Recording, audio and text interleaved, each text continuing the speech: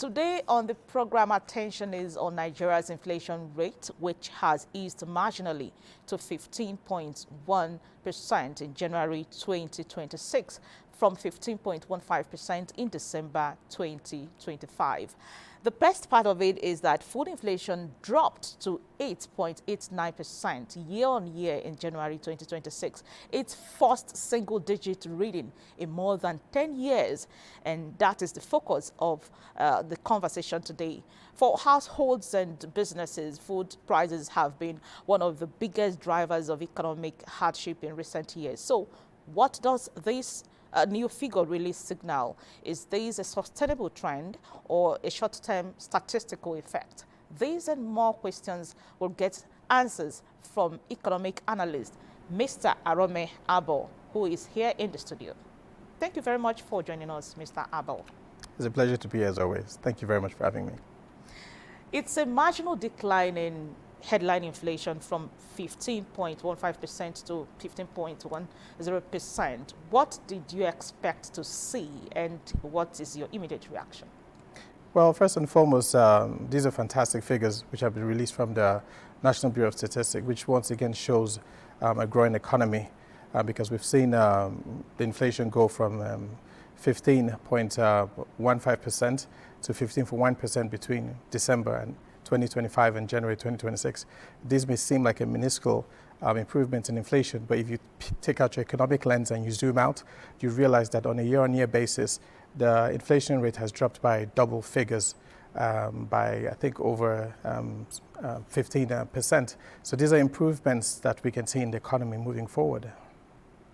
Some analysts actually projected that inflation could climb as high as 18 to 19% in January, partly because of post-holiday pressures and fuel costs. But the actual figure beats all of those projections, as we can see. So what factors in your assessment drove the surprise outcome? I think it's a combination of different factors that have actually reduced inflation over the past couple of months. If you go back just a few months ago, we've just had the harvest season, which in turn has put a lot of food prices down.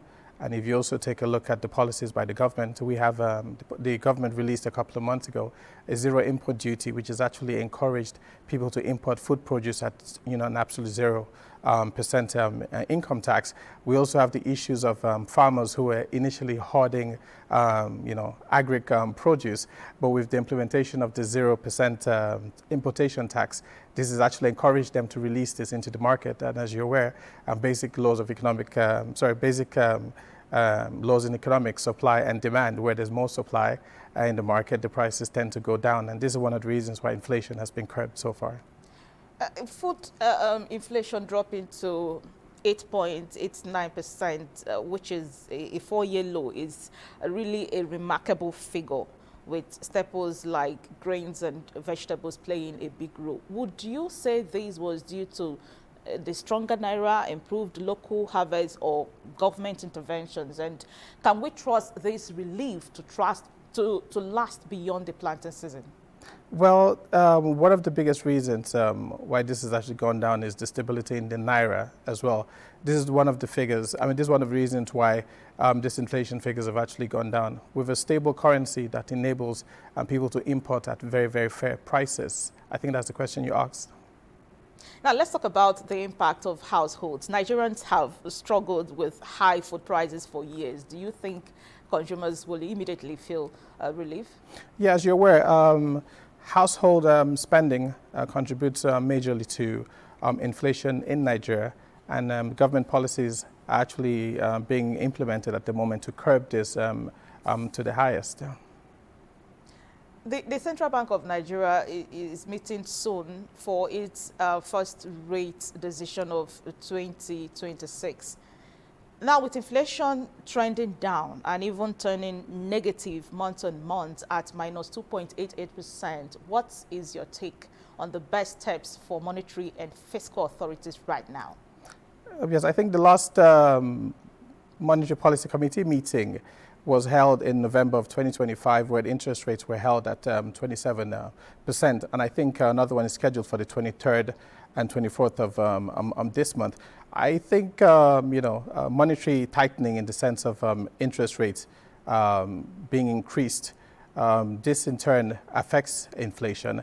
However, my projection is that the central bank may either reduce interest rate or hold it at its current value.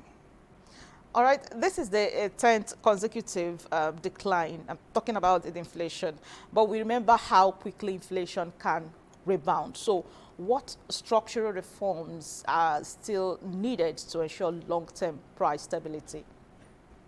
There are a few reforms which the government can actually implement, which will improve this. First of all, as you're aware, the Nigerian economy is almost like a single commodity economy. Over 60% of our GDP is attributed to one a commodity, which is crude oil. So I think the first reform which could be implemented is diversifying our exports. And the second reform we should be looking into is actually strengthening our financial systems, like what the CBN has actually been implementing recently with the recapitalization of banks. This brings confidence into the banking sector. Another reform which could be implemented is actually foreign exchange stability, like I mentioned earlier. Where you have a stable currency, investors are able to import, and that gives them the assurance that the exchange rates will actually stay the same. So these are the reforms that the government could actually implement that could help this. Does this development suggest that Nigeria is turning a corner on inflation generally?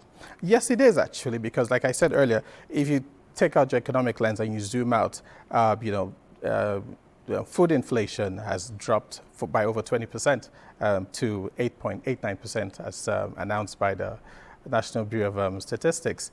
And I think moving forward, the figures should actually tell the story of how the economy has actually been growing over the past couple of years under this particular administration. So what potential risks could reverse this trend and take us back to the days of double-digit food inflation?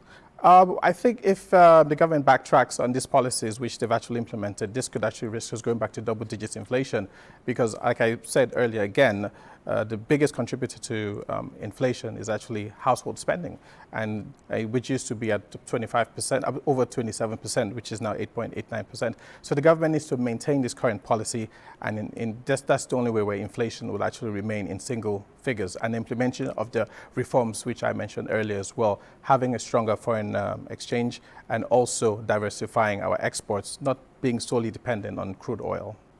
If this trend continues, what could Nigeria's inflation outlook look like by the end of 2026? I think we could see the inflation staying at single digits, but we need to also be careful because in economics there's often a trade-off between inflation and unemployment. Where you have where you have a low inflation, that in turn leads to high unemployment. So these things need to be balanced as well.